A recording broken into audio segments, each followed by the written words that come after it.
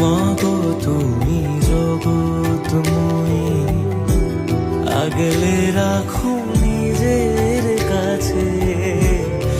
এই দুনিয়ায় তুমি ছাড়া কে আছে আমার?